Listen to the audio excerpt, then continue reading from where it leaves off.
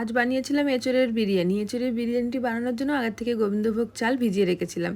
আর একটু এঁচোড় বড় বড় করে কেটেছিলাম, নুন হলুদ তেল দিয়ে সিদ্ধ করে নিয়েছি। এদিকে ভাতটা বসিয়ে দিয়েছি আর কড়ার মধ্যে আলুগুলো ভেজে নেব। আলুগুলো ভেজে তুলে রাখার পর সিদ্ধ করা এঁচোড়টাও ভেজে তুলে নেব।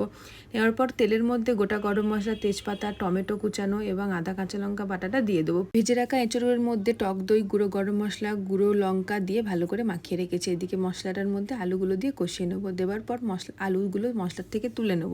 নেওয়ার পর একসঙ্গে এঁচোড়ের যে মাখানো মশলাটা দিয়ে ভালো করে কষিয়ে নেব। নেওয়ার পর আবার আলুগুলো দিয়ে দুটো একসঙ্গে কষাবো। কষানোর পর অল্প সামান্য জল দেবো, যাতে দুটো একসঙ্গে মাখা মাখা মতন হয়ে যায়। ওদিকে ভাতটাও রেডি হয়ে আছে। যেমন বিরিয়ানি আমরা লেয়ারে সাজাই, ওরকম না সাজালেও চলবে। এর মধ্যে আমি একেবারে ভাতগুলো দিয়ে সাজিয়ে নিয়েছিলাম।